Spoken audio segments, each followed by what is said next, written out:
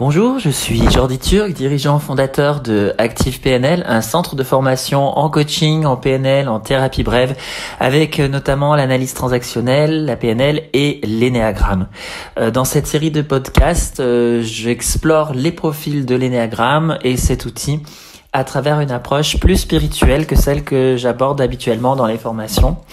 Et donc, nous allons explorer le point 4, qui est donc l'origine sacrée dans l'énéagramme.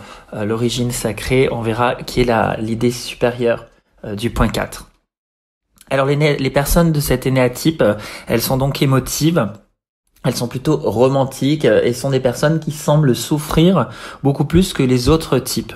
Parce qu'il y a souvent quelque chose de tragique chez les énéatypes 4 qui vient d'une impuissance intérieure souvent à être vraiment satisfait. Et donc c'est comme si les 4 étaient éternellement en quête d'une connexion perdue qui leur a manqué toute leur vie. Et c'est un grand chagrin intérieur qui semble inconsolable. C'est une mélancolie qui est souvent évidente chez beaucoup de 4, mais chez d'autres 4, on voit pas cette mélancolie en surface. On a des personnes qui ont l'air plutôt gaies, qui ont l'air plutôt optimistes, exubérantes et extraverties. Mais en fait, même chez les 4 qui sont extravertis et gais, ce n'est qu'une façade qui dissimule en réalité un désespoir profond. Alors les 4, en fait, ils veulent être perçus comme des individus étant uniques, étant originaux, des personnes qui sont esthétiques et créatives. Et c'est un des types qui est situé du côté de l'image, dans l'énéagramme, donc 2, 3, 4, les profils émotionnels qui sont particulièrement au niveau de l'image, et ils se présentent eux-mêmes de cette manière d'être créatifs, uniques, etc. Donc ils ont vraiment un goût très raffiné pour leur sensibilité. Leur sensibilité, c'est quelque chose qu'ils estiment fortement, et ils jugent leur sensibilité. Ils ont l'impression qu'ils sont plus sensibles que les autres types, et ce sont des gens qui sont très sensibles, et ça a beaucoup d'estime et ça a beaucoup de valeur pour eux, leur sensibilité. Et donc ils ont une manière de se présenter comme ça, un petit peu souvent qui est supérieure aux autres et un petit peu distant, mais intérieurement ils se sentent en réalité dans l'insécurité et ils ont la peur d'être ni aimés ni acceptés, parce que en fait ils se sentent souvent seuls, abandonnés, séparés des autres et en fait difficiles à atteindre. Donc ils sont avant tout dans leur vie centrés sur la relation. C'est pour ça qu'on les appelle les romantiques, les énéatypes 4, l'artiste romantique. Et souvent leurs relations, elles sont pleines de problèmes, pleines de frustrations. Et ils aspirent profondément à un lien avec les autres, mais en fait les relations qui sont satisfaisantes, elles paraissent toujours leur échapper. Les autres semblent pour eux avoir des vies de relations qui sont plus satisfaisantes que les leurs, et ça suscite chez eux pas mal d'envie, et un peu de jalousie. Eux-mêmes et les autres ne sont jamais assez bien, ils sont souvent déçus, frustrés, ils aspirent à un monde différent. Alors on a vu que dans l'énéagramme, il y a l'énéagramme des égos, donc celui de la personnalité, il y a l'énéagramme de l'essence. Alors je reviens rapidement sur cette notion pour comprendre ce que je vais exposer maintenant. Dans l'énéagramme de l'essence, en fait, dans notre incarnation, on a une idée sacrée, c'est-à-dire que on a un aspect de l'être, de la source spirituelle de toute vie, que l'on va expérimenter dans notre incarnation quand on arrive au monde de manière un aspect de l'être qu'on expérimente de manière un peu plus profonde. Et à un moment donné, on perd ce contact, on perd cette connexion particulière avec l'être, et c'est comme ça qu'on va construire une personnalité, un ego, parce que on va vouloir reproduire cette facette qu'on croit avoir perdue. Alors, pour les 4, quelle est cette connexion spéciale qui était avec l'être, qui a été perdue dans la spiritualité? C'est l'idée sacrée qui est l'origine sacrée.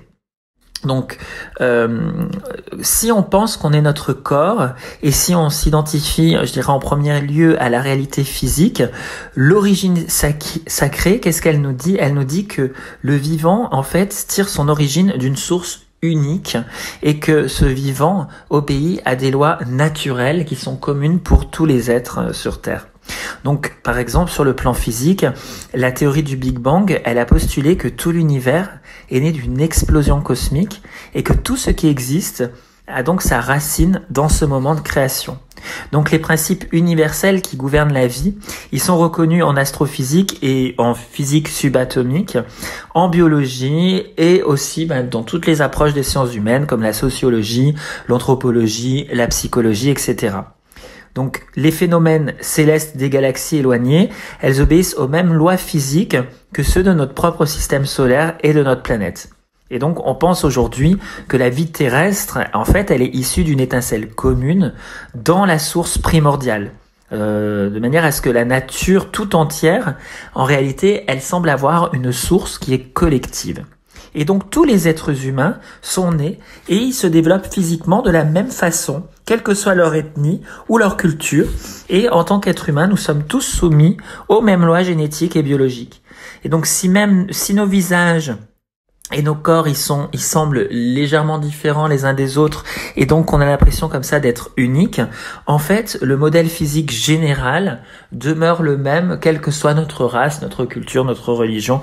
Nous sommes tous de la même source, les êtres humains. Et donc, les phénomènes physiques les plus universels jusqu'à notre propre corps, on comprend que toute la manière obéit à des principes qui sont des principes collectifs. Alors, quand on sait être davantage que notre forme physique et qu'on reconnaît que notre âme habite et anime notre corps, on entend par le terme d'origine sacrée que tous les êtres humains partagent cette caractéristique d'origine sacrée. Donc, reconnaître que nous sommes au-delà du physique, ça revient à reconnaître le royaume de l'esprit comme une part vraiment tout entière de notre existence. Et donc, reconnaître l'âme comme notre nature, nous mène donc à l'esprit, à la source, dont chaque âme est une partie. Et à ce niveau de compréhension de l'origine sacrée, on voit que l'être est la source dont est issue chaque âme individuelle.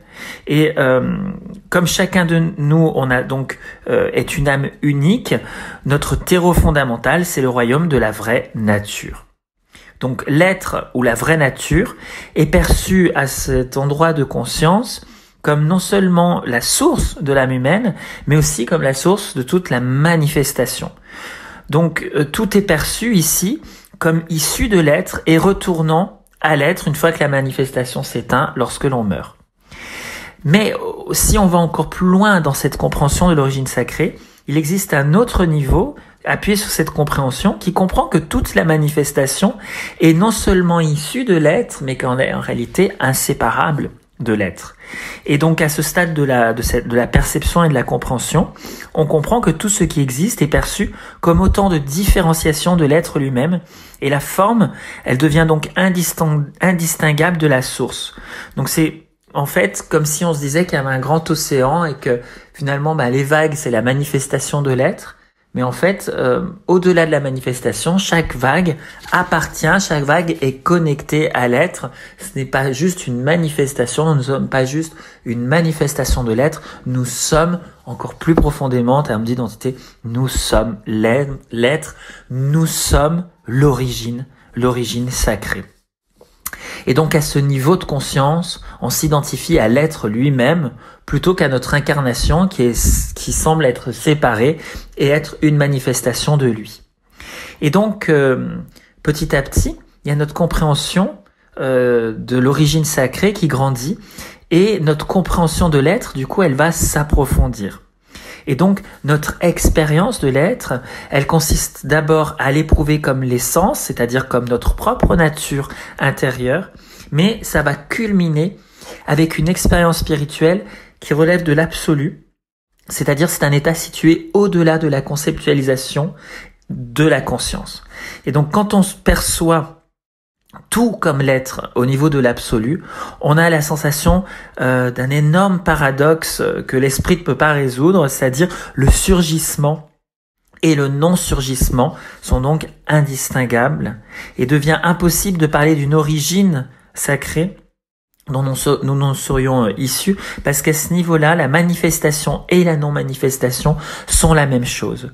Donc, quand on perçoit les choses à ce niveau de profondeur, on est vraiment en contact avec un profond mystère.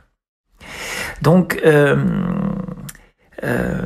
si on comprend les choses à ce niveau du point 4, on comprend que le contact avec la perception de la réalité qui est dans l'origine sacrée, ça devient possible d'abord en nous centrant en nous-mêmes, et en nous centrant en nous-mêmes, on se sent lié à ce qu'on considère comme étant notre source divine.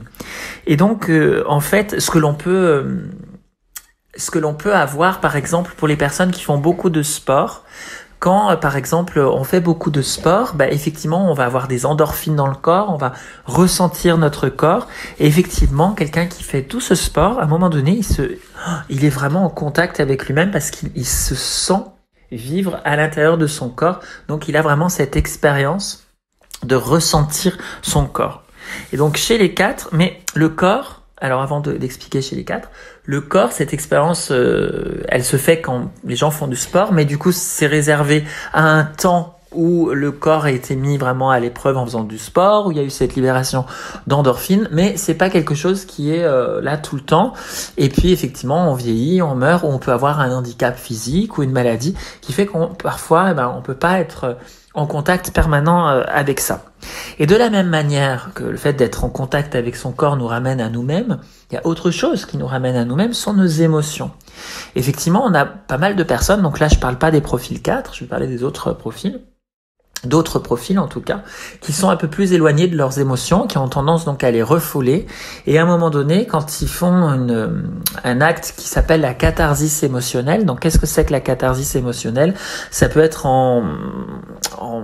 par exemple en exprimant une œuvre d'art, une œuvre artistique, à un moment donné, dans une catharsis, toutes les émotions qui ont été refoulées comme ça pendant longtemps, en fait, à un moment donné, dans une catharsis, la personne, elle va soulever le couvercle qui est comme une cocotte minute qui était prête à exploser.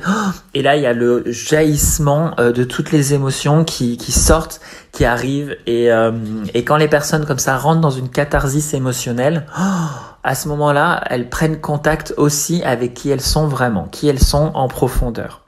Eh bien, en réalité, chez le type 4, en fait, qu'est-ce qui se passe? Eh bien, c'est que lui, justement, il a cet aspect, cette conscience de se dire et de ressentir que quand il est en contact avec son émotion, eh bien que ça le rapproche vraiment de qui il est. C'est vraiment cette volonté. Sauf que pour les gens qui font cette catharsis émotionnelle, ça va être une expérience qui va être limitée dans le temps. Et chez le 4, son émotion lui fait dire qu'il rentre en contact avec qui il est, avec sa profondeur spirituelle.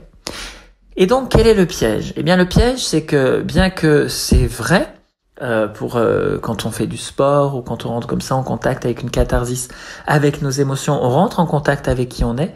Mais si à un moment donné on le fait trop souvent, et ça va être le cas pour le type 4 qui le fait en permanence, puisque pour lui ses émotions c'est sa connexion avec son identité, avec sa spiritualité, et bien s'il le fait tout le temps, à un moment donné ça devient contre-productif, parce que le faire tout le temps signifie qu'à un moment donné, mes émotions ne sont plus en lien avec qui je suis, mais elles sont en lien en réalité avec mon ego, avec ce que je crois savoir de moi, avec ma personnalité.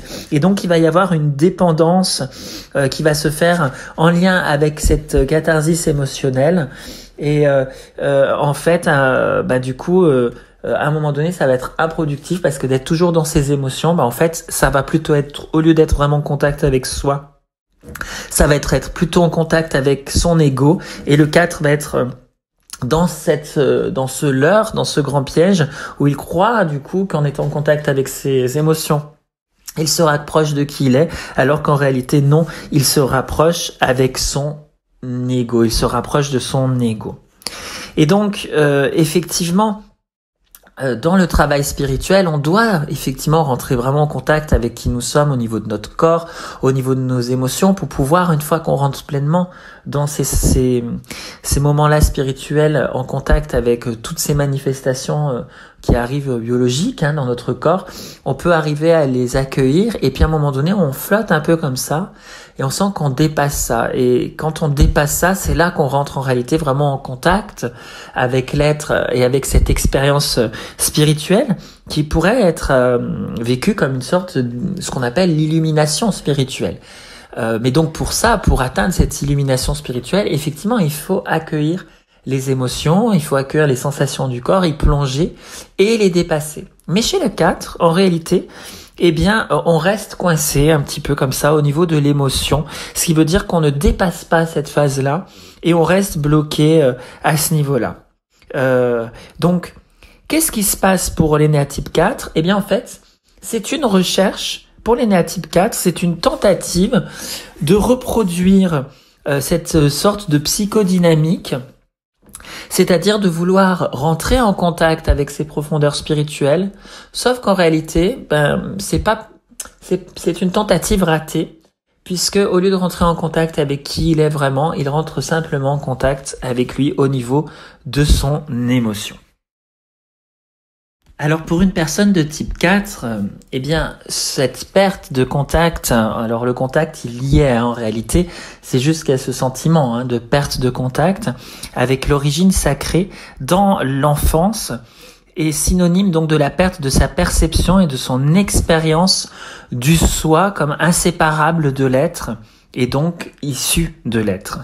Et donc à l'intérieur d'un énéatype 4, il y a ce sentiment de déconnexion avec le divin, qui est donc la croyance du 4.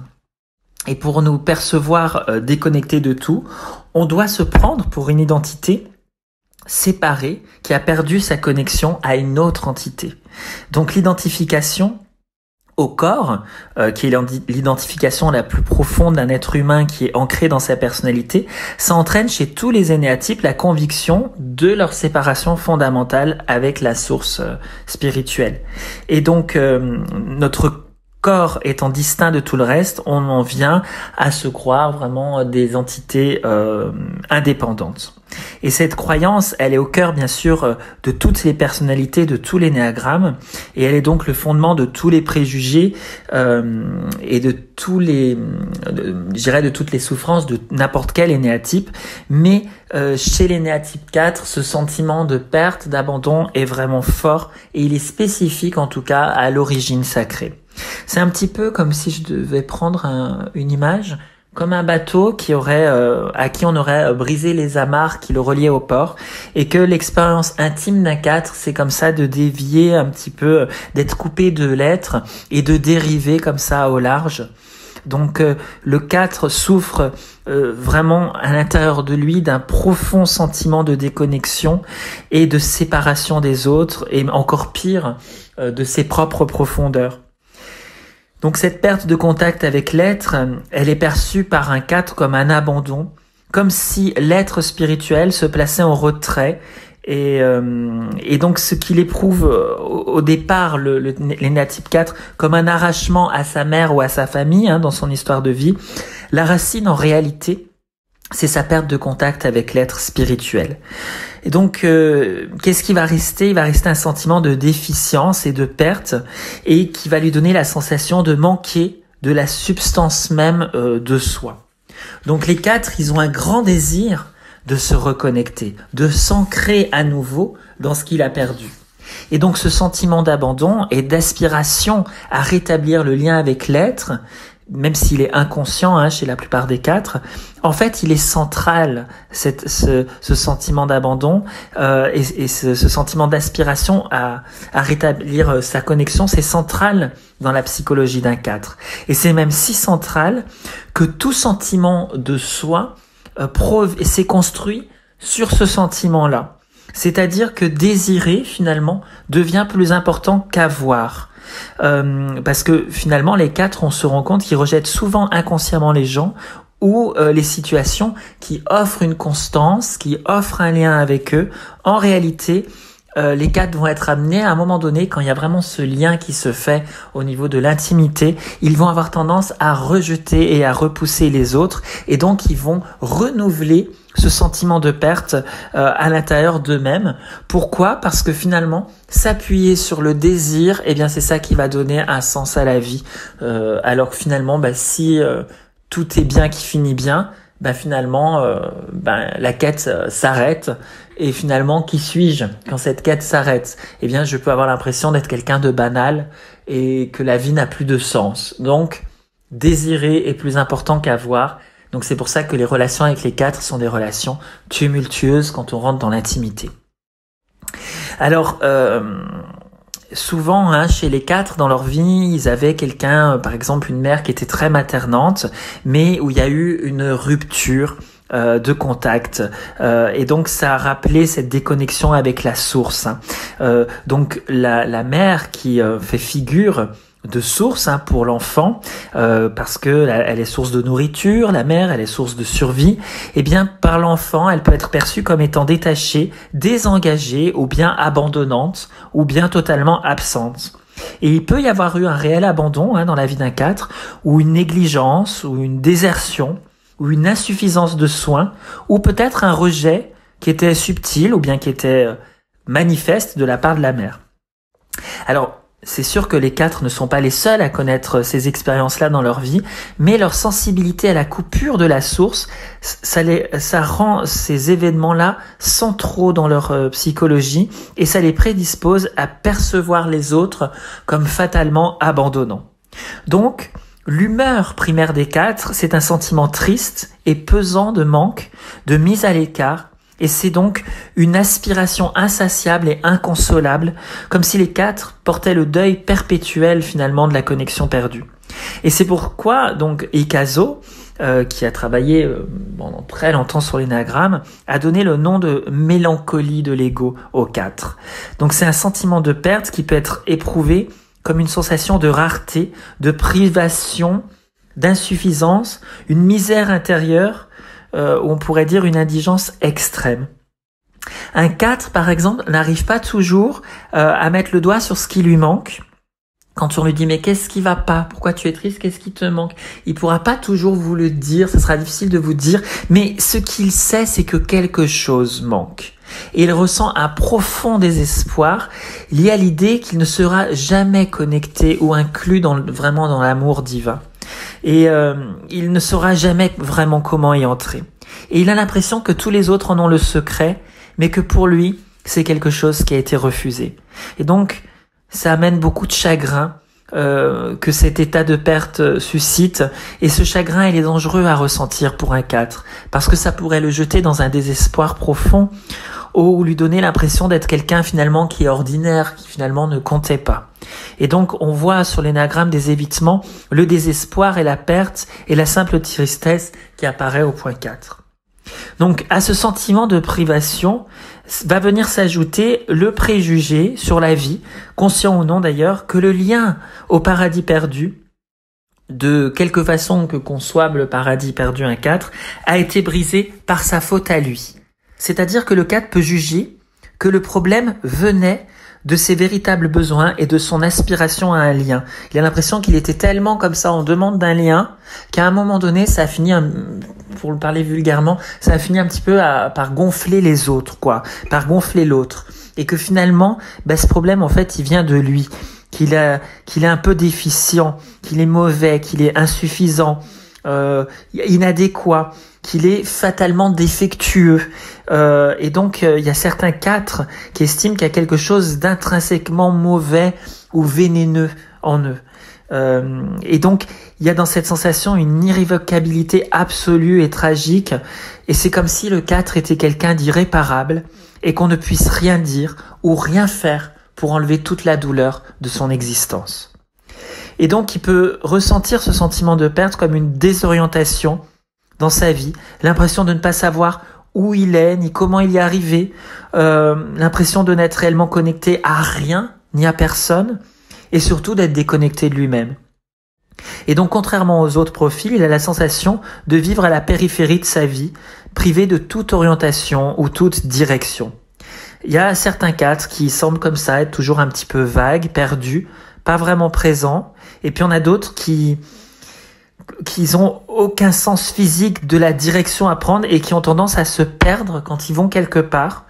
D'autres qui ont tendance à se cogner dans les choses ou à se cogner dans les gens ou à se cogner dans des objets avec de la difficulté de faire attention à son environnement. Il y a des choses qui sont sous leurs yeux mais ils ne les voient pas. Le monde de la matière, c'est pas vu, c'est pas là. En fait, ils sont comme ça, ils sont un petit peu ailleurs.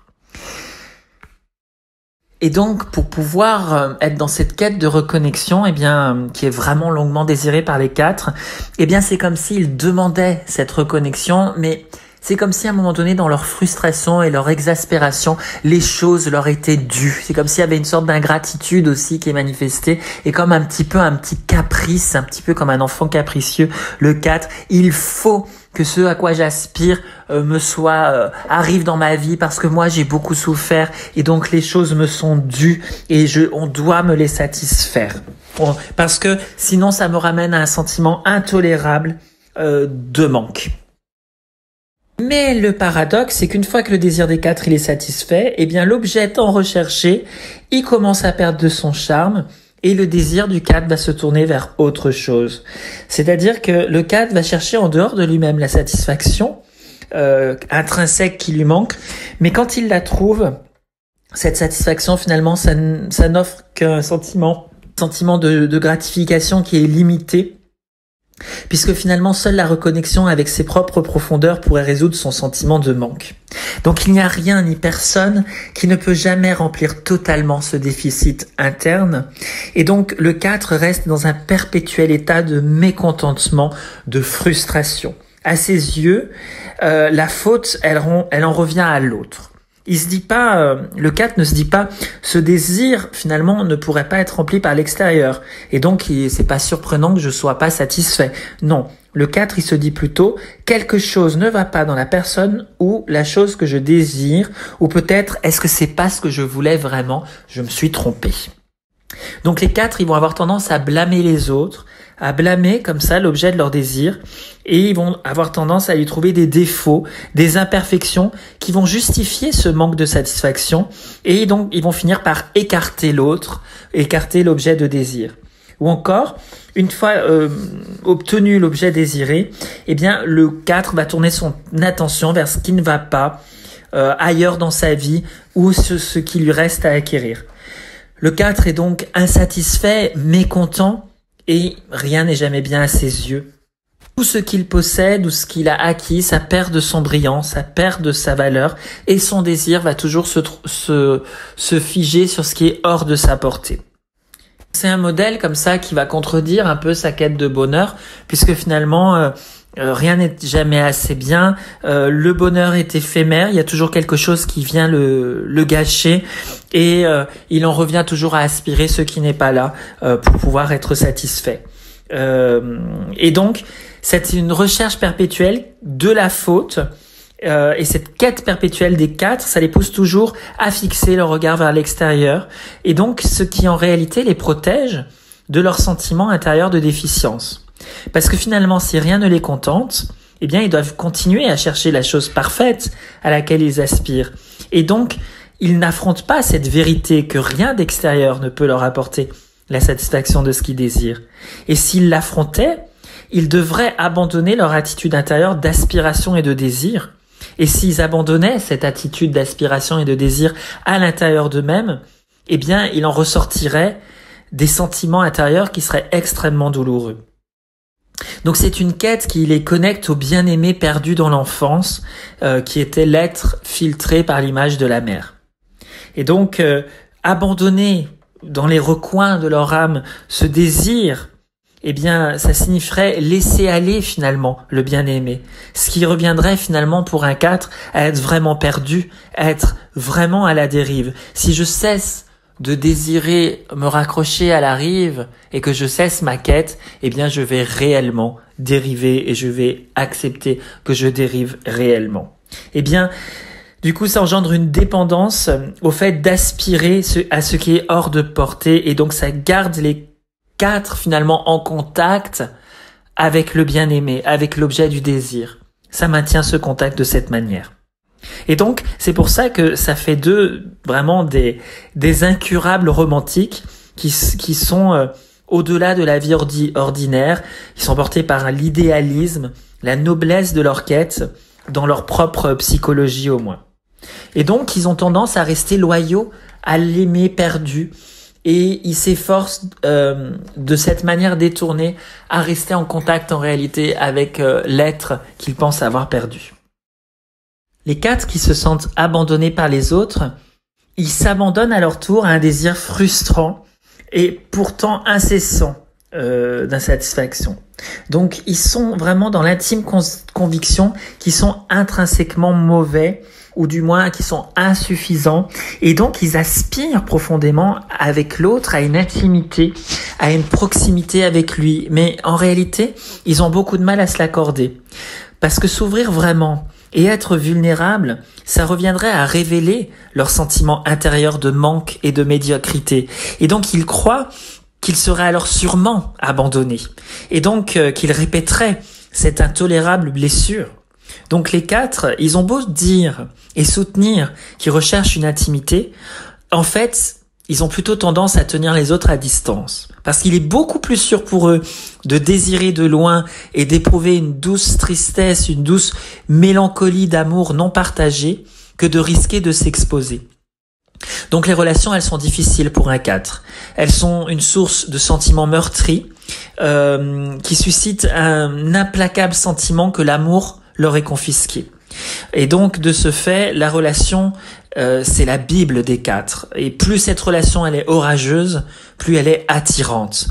Et donc on a un modèle comme ça typique de relation d'un 4 qui est par exemple l'attirance pour quelqu'un qui n'est pas disponible sur un plan émotionnel ou sur un autre plan, sur un plan par exemple la personne peut vivre loin ou être très occupée par son travail ou être avec quelqu'un d'autre.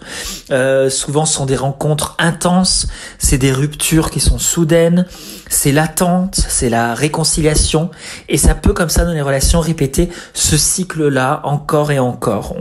On est ensemble, on se quitte, on reprend et on se requitte.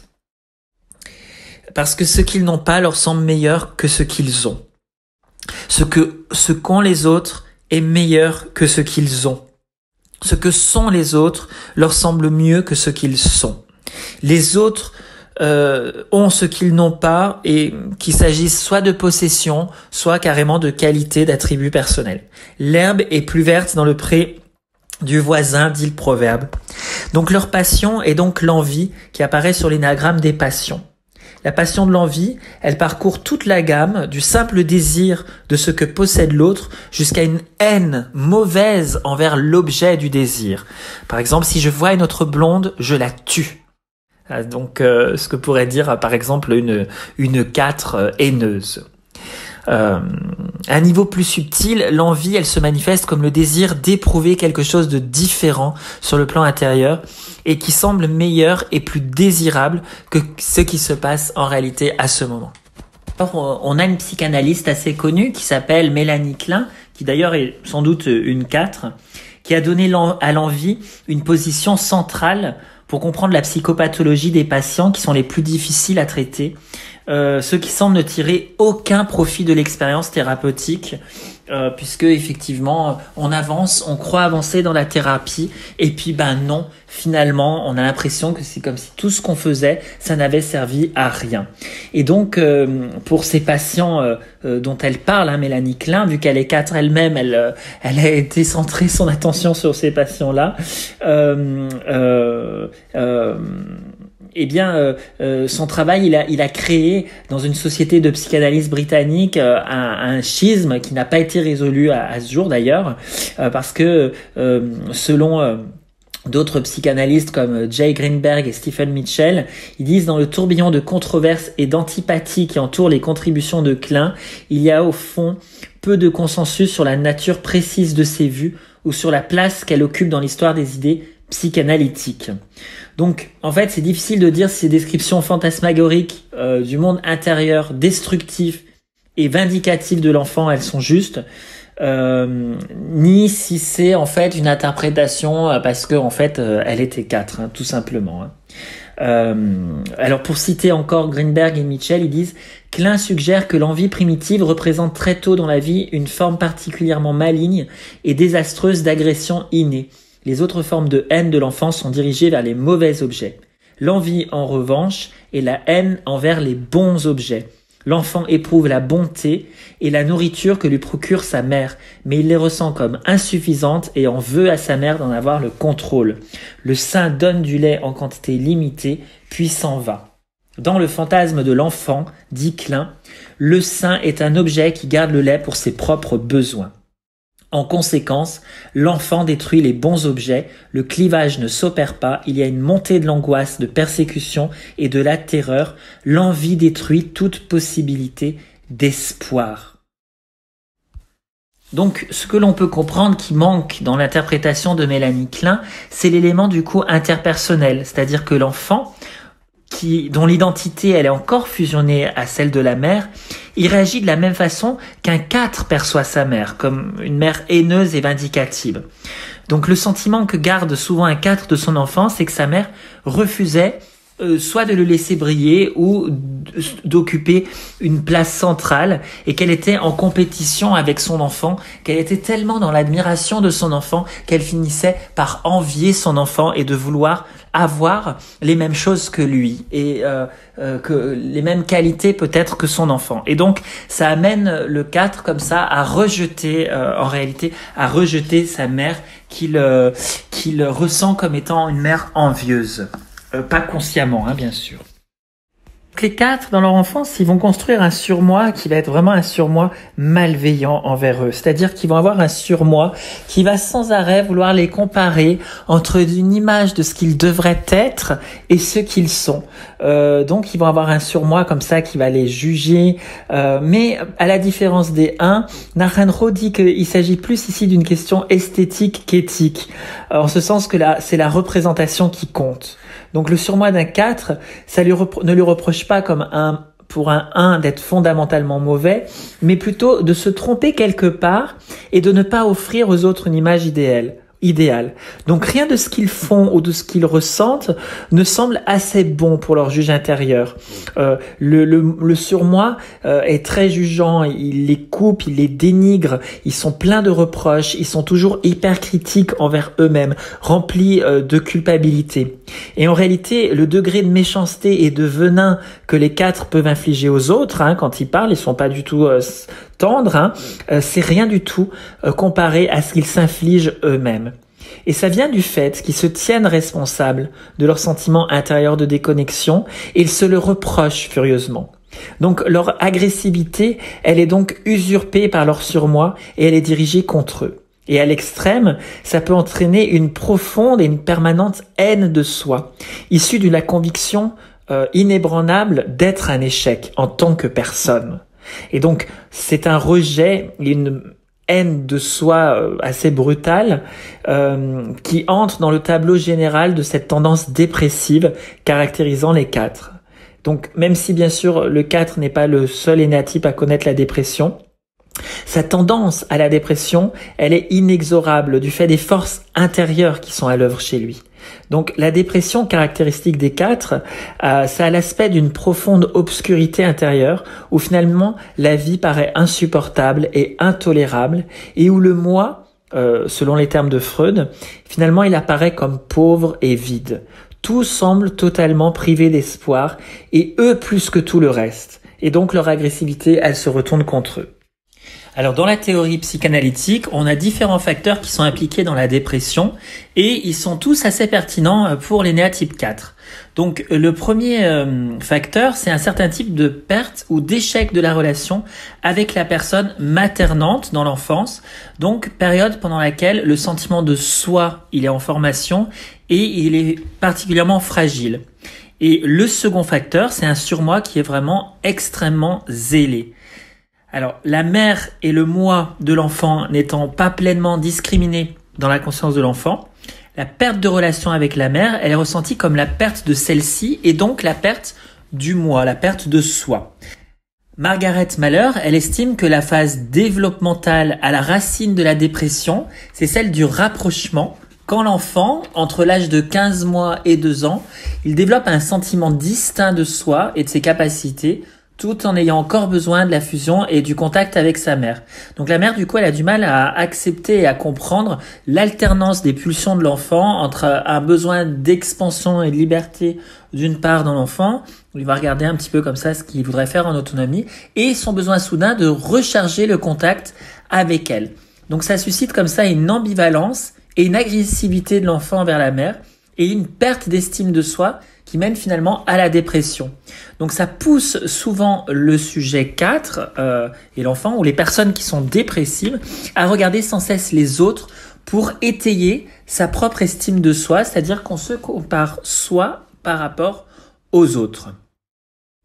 Et donc on a Gertrude et Rubin Blanc qui expliquent la théorie de Freud, parce qu'ils disent, je les cite, la différence essentielle entre le deuil normal, le chagrin et la mélancolie, la dépression, tient à ce que dans le premier, l'objet a été aimé et perdu, et dans le second, l'amour est surpassé par l'agressivité.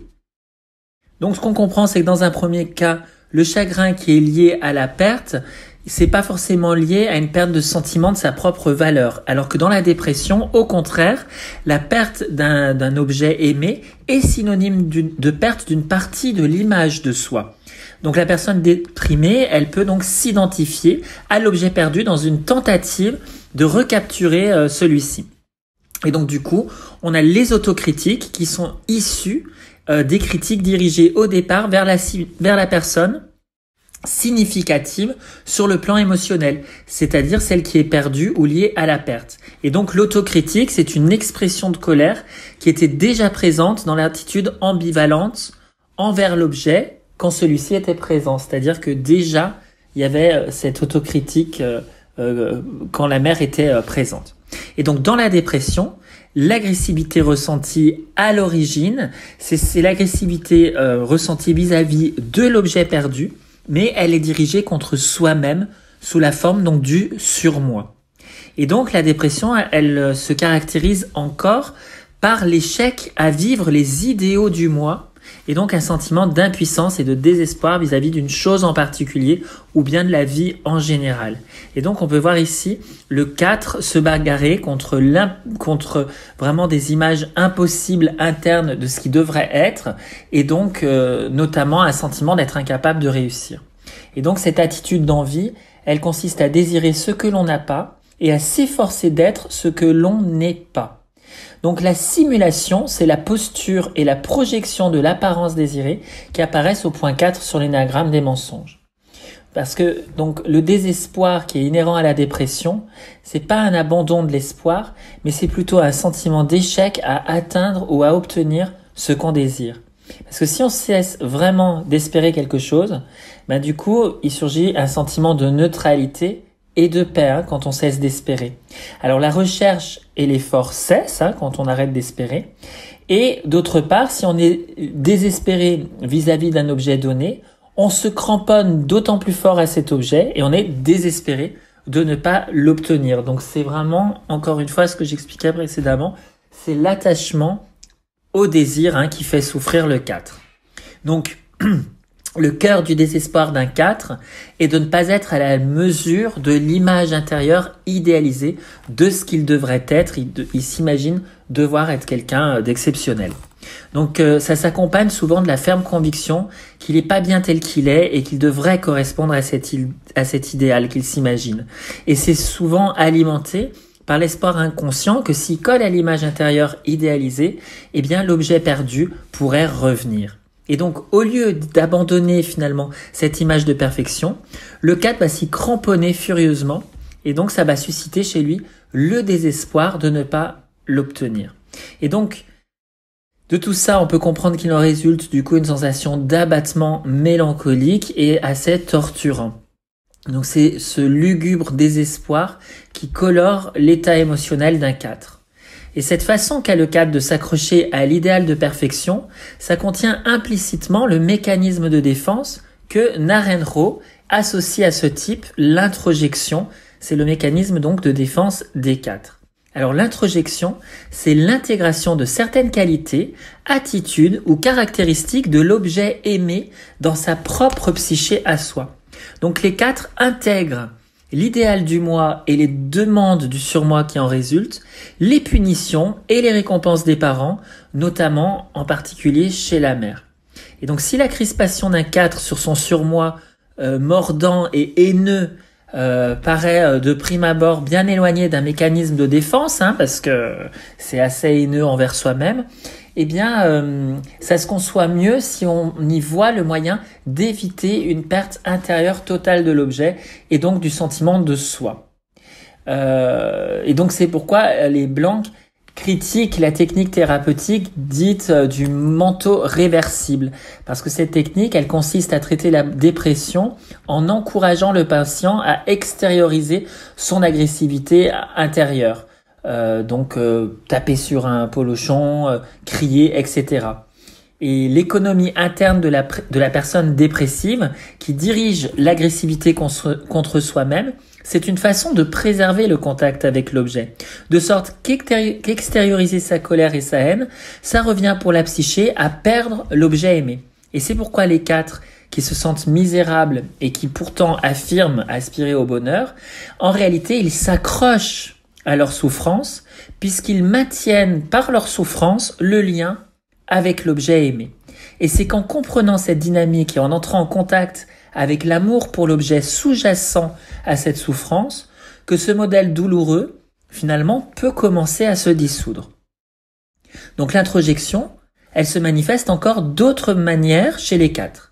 C'est-à-dire qu'on peut voir souvent des 4 incorporer des parties de ceux qu'ils aiment et de qui ils admirent. C'est-à-dire que souvent, ils imitent, ils adoptent leur façon de parler, leur tour de phrase, leur style d'habillement, leur façon de se nourrir, leur mode de pensée, leur comportement. Et ils adoptent leur forme d'exercice ou leur absence, leur attitude, la manière de ceux qu'ils admirent.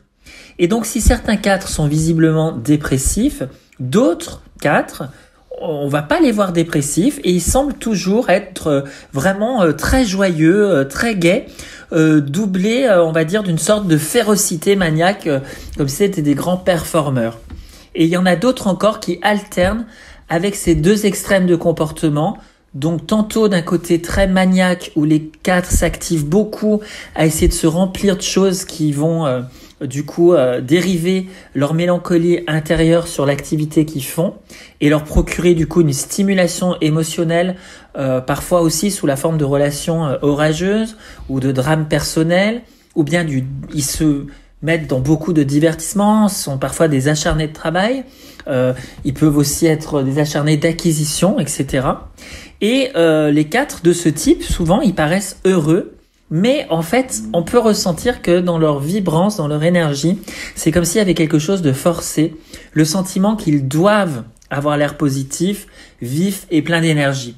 Donc qu'ils soient d'humeur gaie ou dépressif, ou qu'ils oscillent entre ces deux extrêmes, tous les styles de 4 ont en commun l'intensité émotionnelle.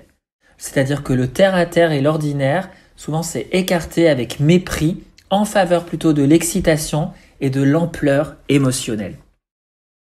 Et donc du fait de cette dynamique interne, la honte a une large place dans la psychologie des 4. La honte, ça concerne un large spectre d'affects douloureux. C'est-à-dire on peut avoir des sentiments d'embarras, d'humiliation, de mortification et de déshonneur qui souvent accompagnent le sentiment d'être rejeté, ridiculisé, exposé ou d'avoir perdu le respect des autres. Et donc s'exprimer et s'exposer pleinement est une source de honte pour les 4, puisque ce qu'ils sont ne cadre pas avec la façon dont ils devraient être à leurs propres yeux. Et donc il est extrêmement difficile de révéler les sentiments, les pensées et les croyances qui ne cadrent pas avec les images de perfection qu'ils aimeraient incarner.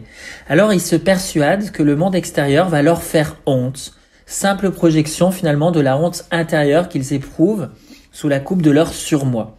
Donc pour de nombreux 4, la crainte d'être perçu comme impropre, inapproprié et défectueux, c'est une préoccupation assez constante dans la relation aux autres.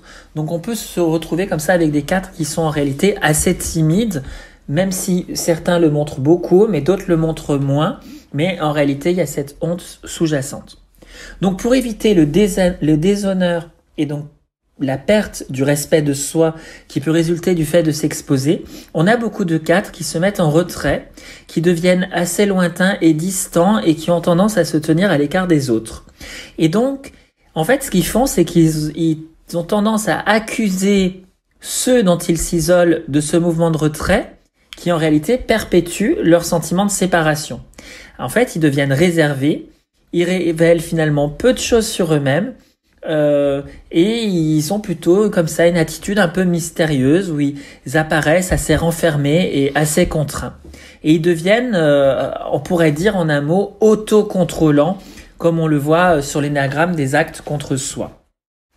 Donc ils sont assez prudents en parole et en acte. Chaque mouvement est filtré par un censeur intérieur et il en résulte du coup une attitude étudiée, contrainte et rigide, accompagnée souvent d'un sens du formel, du décorum, des convenances et une posture affectée.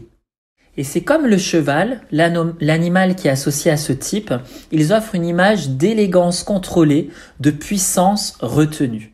Et ce comportement laisse bien sûr peu de place à la spontanéité et surtout à la vie intérieure d'un 4.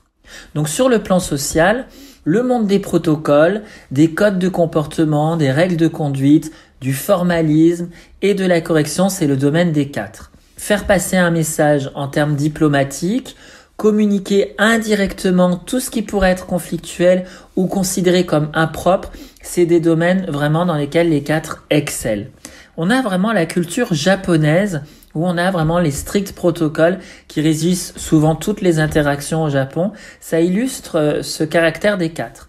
Parce que pour les Japonais, amener la honte sur soi-même, sur sa famille, sur son clan ou sur le pays lui-même, c'est une grave offense qui a souvent entraîné la ritualisation du suicide comme moyen de sauver la face, parce que les Japonais ont le harakiri, je crois, s'appelle comme ça, on se poignarde soi-même dans un rituel de suicide, parce qu'on a eu la honte sur soi. Et donc même le choix d'un cadeau, l'endroit où il est acheté, la façon dont il est emballé, ça obéit à un strict protocole au Japon en fonction du destinataire. Donc si le Japon, comme le reste du monde, tend à adopter des manières du type 3 avec une accélération du rythme de vie, une focalisation sur la réussite personnelle et plutôt sur l'emballage plutôt que sur le contenu, l'orientation fondamentale du Japon est plutôt celle du 4. Par exemple, la voie spirituelle du bouddhisme zen, avec son insistance sur la spontanéité et la fraîcheur d'esprit du débutant, ça semble être apparu comme un antidote à la culture hyper ritualisée et formalisée du Japon. Et reste que souvent, on a beaucoup de formes et de pratiques qui suivent désormais des prescriptions assez centenaires et qui sont finalement devenues des rituels vides.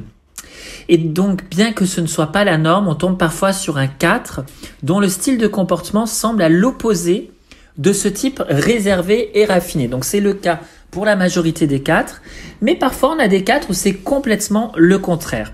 Donc, si c'est ce type de 4 où c'est le contraire, en général, ce type de 4, il va mettre un point d'honneur à se montrer plutôt spontané, dépourvu d'inhibition, au point d'avoir un comportement souvent audacieux, voire scandaleux, on pourrait même dire grossier, imprudent et impudent, et donc sans souci des convenances, de conventions ou de l'effet qu'il peut faire sur les autres.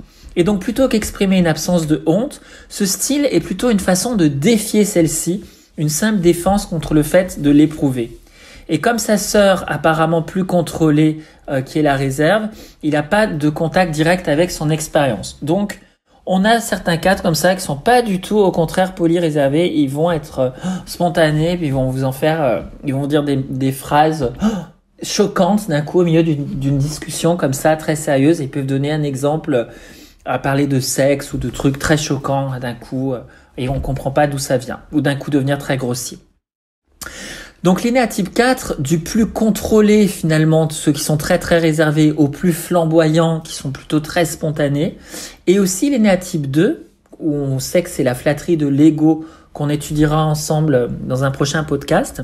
Finalement, ce sont les 2 types humides de l'énéagramme, ceux dont l'humeur finalement est la plus changeante.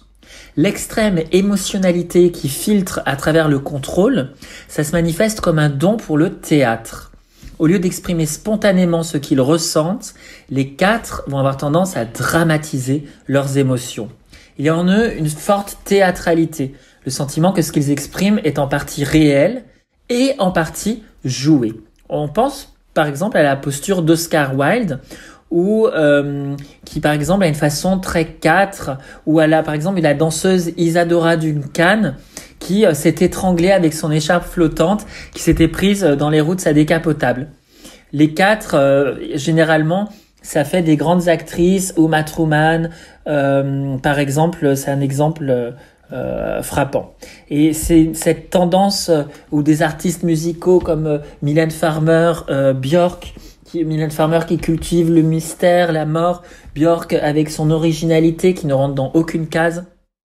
Donc c'est cette tendance théâtrale qui est liée à la partie du corps associée au point 4, les poumons. On pense à des grandes démonstrations larmoyantes, gémissements, plaintes, soupirs, évanouissements et crises de larmes. Et donc en outre, les poumons sont associés au chagrin dans certaines traditions médicales holistiques. Et ce qui est ainsi évité, comme le montre l'énéagramme des évitements, c'est la simple tristesse, il faut vraiment que ce soit fort. Donc les quatre peuvent se montrer venimeux, méprisants et amers envers les autres, ce qui s'exprime souvent d'une façon indirecte à travers l'humour noir, les affronts et les agressions en sous-main qui sont dissimulées sous un manteau de politesse et de civilité. Et il s'agit souvent de façon inconsciente d'infliger aux autres la honte qu'ils veulent éviter de ressentir et de préserver ou d'établir le sentiment de leur propre perfection. Et donc en surface, les quatre tendent à accuser les autres de leurs problèmes. Il leur est très difficile de se situer dans un conflit avec un autre, puisque pour éviter le déchaînement de moqueries intérieures, ils ont besoin de voir en l'autre celui qui a tort. Donc pour mieux se défendre contre la honte qu'ils éprouvent d'eux-mêmes et en eux-mêmes, les quatre, ils adoptent souvent une attitude supérieure face aux autres. Ressentir et souffrir intensément plus que tout le monde, selon eux, ce qui peut être vrai, puisque leur attention, elle est orientée vers la douleur. Et souvent, on a un côté spécial et une noblesse qui les élève au-dessus des autres, qui vont percevoir comme moins sensibles, moins raffinés et moins en prise avec les nuances de l'âme. Donc c'est comme si au travers de leur nostalgie, leur mélancolie et leur investissement extrême dans les subtilités émotionnelles, finalement, ils restaient loyaux à la source perdue, cette spiritualité perdue, et qui conservaient de cette manière une sorte de contact avec elle. Et donc, de ce fait, ils semblent toujours englués dans le deuil du contact et de l'amour perdu, et tendent à s'accrocher à la douleur et aux réactions émotionnelles. Et donc, ils peuvent, par exemple, souffrir d'un mariage ou d'une relation qui a été terminée en réalité depuis 20 ans, et ils semblent apparemment incapables de dépasser ce genre de deuil. Donc ils semblent parfois supporter l'insupportable, la grossièreté, l'insensibilité du reste de l'humanité, et ils portent sur eux le fardeau avec un air pincé s'ils sont d'un type plutôt moins extraverti, comme je le disais tout à l'heure, ou au contraire avec des violentes démonstrations de chagrin s'ils sont plutôt extravertis. Donc ils ont souvent l'impression qu'il y a personne qui peut vraiment comprendre les profondeurs et les hauteurs émotionnelles auxquelles ils atteignent en eux-mêmes, et ils tirent donc de leur douleur d'être déconnectés des autres le sentiment finalement d'être meilleurs qu'eux, d'être des gens ayant plus de valeur que les autres, de par cette douleur émotionnelle. Donc le retrait, ça devient une attitude hautaine et un espèce de snobisme qui leur fait regarder les autres de haut. Et à l'extrême, ils peuvent juger méprisables les autres, en général, ou une personne en particulier, et en faire la cible privilégiée de leur dérision, avec un aspect très moqueur sur les gens. Donc il y en a certains quatre qui ignorent simplement ceux qu'ils ne jugent pas dignes de leur attention, ils vont se mettre comme ça à ignorer quelqu'un. Et donc ils vont tenir à être assez élitistes, ils vont se comporter comme s'ils étaient le dessus du panier. À l'évidence, c'est une réaction au fait de ressentir au plus profond d'eux exactement l'inverse. Donc cette tendance, ça peut être aussi une forme d'affirmation de son droit, en réaction au sentiment intérieur d'avoir été dans le passé négligé et abusé, et d'où les quatre tirent l'impression qu'on leur doit un traitement et des privilèges spéciaux. Et Narenro dit: bien que l'individu puisse bouillir de dépréciation et de haine de soi, l'attitude envers le monde extérieur est dans ce cas celle d'une prima donna, ou du moins d'une personne très spéciale. Lorsque cette prétention à être spéciale se trouve frustrée, elle peut se compliquer d'une attitude de victime du type génie incompris. En se développant, les individus développent des traits d'esprit, l'art de la conversation, etc. Et cette disposition naturelle à l'imagination, à l'analyse ou à la profondeur émotionnelle. Ils sont mis secondairement au service du besoin de contact et de susciter en réalité l'admiration. Donc on a le sentiment intérieur de déconnexion implicite dans la perte de l'origine sacrée, comme je l'expliquais précédemment, qui entraîne un besoin brûlant d'éléments connectants. Tout ce qui est original, authentique, créatif et direct. Et c'est pourquoi les 4 sont attirés souvent vers les arts en tant que créateurs ou critiques d'art. Donc la souffrance et l'artiste, finalement, ont toujours été liés. Et une partie de la crispation d'un 4 à ses états émotionnels tient finalement à ce lien.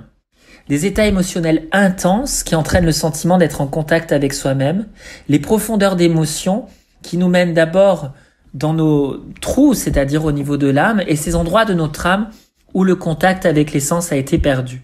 Et nous éprouvons un sentiment de profondeur et de sens à partir de notre souffrance, parce que la créativité peut se manifester. Rien ne vaut un grand amour tragique pour les tempêtes créatrices, comme le montrent les grandes chansons d'amour de tous les temps, Édith Piaf, etc. Donc les choses et les gens qui sont véritablement originaux et créatifs connectent les 4 à ces qualités, et cette proximité leur permet finalement de participer d'eux. Mais apprécier à l'extrême le beau et le raffiné, ça peut les amener à la préciosité, à une surestimation de ces choses qu'ils traitent finalement comme des véritables trésors. Ils peuvent par exemple traiter un tableau ou un morceau de musique avec une révérence en général qui est réservée plutôt à la religion. Mais là, c'est vraiment cette œuvre d'art, ce morceau de musique, il faut pas leur parler pendant qu'ils écoutent. C'est limite, ils sont en train de faire une prière à quelque chose de divin. Alors comme le dit Narendraut, une inclination au raffinement peut être comprise comme des efforts de la part de la personne pour compenser une mauvaise image de soi, de sorte qu'une mauvaise image de soi et un idéal de soi raffiné peuvent se soutenir réciproquement. Cela témoigne en outre de ses efforts pour être différente de ce qu'elle est. Le manque d'originalité qu'entraîne une telle imitation perpétue à son tour un désir d'originalité, tout comme la tentative d'imiter des individus originaux et le désir d'imiter la spontanéité sont voués à l'échec. Voilà, donc l'importance qu'ont pour les 4 l'originalité, l'authenticité et la spontanéité, ça nous ramène à l'aspect finalement idéalisé de ce type.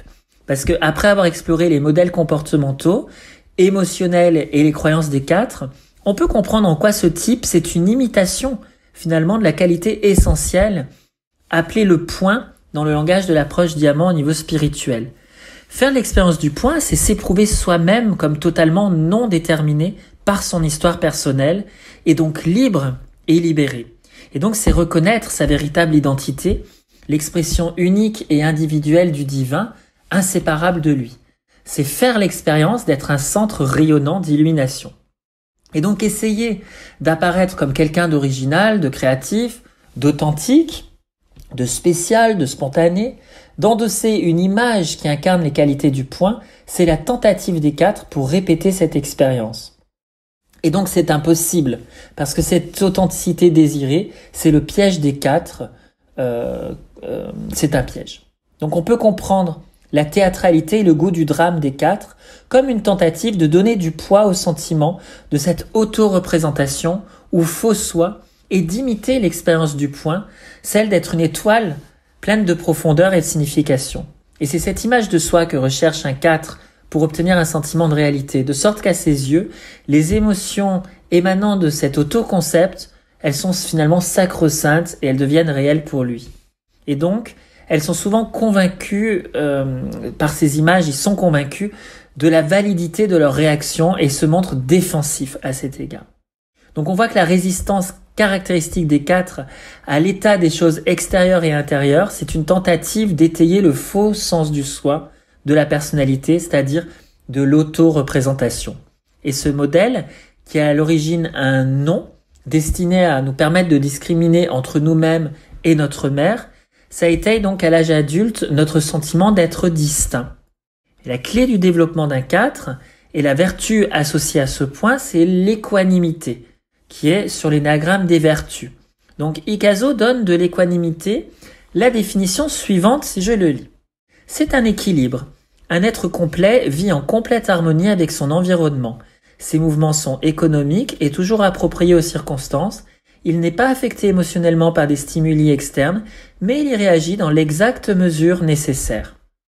Et donc, on a vu que la vertu, c'est à la fois ce qui est nécessaire à l'évolution spirituelle, et c'est aussi en même temps un produit dérivé de cette évolution. Donc, il est nécessaire de vivre la vie équilibrée dont parlait Caso, d'éprouver la sérénité émotionnelle et mentale, et une certaine imperturbabilité, tout comme il est nécessaire d'accepter ce qui est et de ne pas être enflammé par des événements extérieurs. Donc le besoin fondamental d'un 4 est d'approcher son expérience sans y réagir, sans s'y accrocher, sans avoir besoin qu'elle soit juste, dramatique ou exceptionnelle. Et donc ce n'est qu'à partir de ça qu'il peut réagir à la vie de façon équilibrée. Donc ça implique un certain nombre de choses dans son processus intérieur. Donc d'abord, il doit s'installer pleinement lui-même et dans son expérience sans y résister. Ne pas entrer pleinement dans leur expérience, c'est ce qui laisse les 4 à la surface d'eux-mêmes, déconnectés des choses les plus profondes. Donc attendre qu'il se passe quelque chose de différent et se comparer aux autres, ça ne fait que perpétuer cette déconnexion. L'équanimité, ça signifie que le comportement contrôlé et contrôlant de la personne 4 doit se transformer en une attitude de laisser aller et d'ouverture à ce qui se passe à l'intérieur ou à l'extérieur au lieu de le combattre. Donc ça suppose ne pas souhaiter être différent ou éprouver autre chose que ce qui arrive sur le moment, et donc ne pas se comparer aux autres et ne pas se mesurer à l'image interne de ce qu'il devrait être.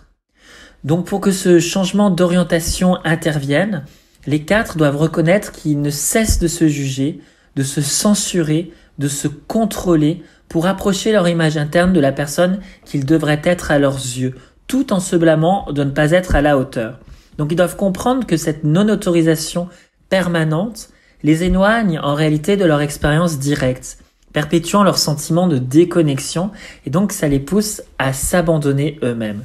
Donc ils doivent aussi comprendre que ce modèle qu'ils ont, cette image idéalisée de soi, les fait désespérer d'eux-mêmes et qu'ils doivent abandonner l'espoir de correspondre à un idéal pour s'accepter tels qu'ils sont. Donc ça suppose enfin d'être en contact avec l'agression et la haine de soi intégrées dans cette résistance contre eux-mêmes et de ressentir et de comprendre vraiment qu'ils s'infligent en eux-mêmes cette grande souffrance. Les 4, ils ont besoin de voir que leur résistance aux affects et aux états négatifs ne fait que perpétuer ça. Ils doivent comprendre qu'on ne peut pas travailler sur nos réactions émotionnelles et nos croyances mentales que en les autorisant pleinement, parce que c'est à cette condition que notre compréhension peut les pénétrer. La véritable désidentification, qui n'est pas une mise à distance de notre expérience, finalement elle est possible que par une plongée totale dans notre expérience. Paradoxalement, au moins pour l'esprit, plus on s'immerge dans notre expérience, plus on s'en désidentifie. Ça signifie qu'un 4 ne doit pas dramatiser ce qu'il éprouve, ni s'en distancier par la honte. Rencontrer l'expérience intérieure avec équanimité, ça suppose de l'autoriser sans être balayé par elle et donc de l'expérimenter complètement. Dans la mesure où un 4 finalement ressent pleinement son contenu intérieur, sa conscience peut le pénétrer et dévoiler ses sous-bassements, révélant ainsi de nouvelles profondeurs. Donc ce processus amène à un 4 à se détourner de l'extérieur pour se recentrer sur l'intérieur. Et donc la quête de l'exceptionnel, de l'excitant et de l'extrême est peu à peu remplacée par le goût du calme et de la simplicité. Le besoin d'être spécial est remplacé par une reconnaissance de son humanité qui lui fait voir à quel point il ressemble aux autres, ce qui avec le temps lui apparaîtra en soi extraordinaire. Donc à mesure qu'un 4 émerge de dessous son surmoi et se désidentifie de son attitude d'envie et de sa réactivité, l'état de déficience, de perte et de manque qu'il recouvre va commencer à faire surface. Et donc au lieu de s'efforcer de combler ce vide, il faut, comme tout le reste, l'expérimenter pleinement. Il peut avoir l'impression d'être perdu dans un espace vide et désert, mais à mesure qu'il s'ouvre à lui, il se transforme en une présence qui lui donne une impression d'espace, de liberté et de paix. Et à mesure qu'il s'autorise davantage, il va commencer à se trouver et à se reconnaître, à expérimenter sa face originelle avant sa naissance, finalement, comme on peut le dire dans le Koan Zen. On a une sensation de lien qui surgit, un sentiment de reconnaissance de lui-même quand tout a été arraché. Il va finir par se voir comme une étoile brillant au firmament, une véritable étoile et non l'imitation qu'il s'est efforcé d'être. Il connaît l'équilibre intérieur, la focalisation sur soi et il n'a plus besoin d'aspirer à la source dont il se sentait séparé. Il l'est enfin et il se sait être cette source. Et cette expérience, elle se répétera encore et encore avec différentes nuances jusqu'à ce qu'avec le temps, son identification se déplace de la fausse personnalité à son être véritable, le point d'existence. Voilà, c'était le podcast sur l'énéatype 4. Vous pouvez liker, partager cette publication. Il y aura d'autres podcasts sur d'autres énéatypes. Je remercie aussi Sandra Maitri pour son ouvrage Les 9 visages de l'âme, sur lequel je m'appuie beaucoup pour faire cette série de podcasts. Merci à vous, à bientôt.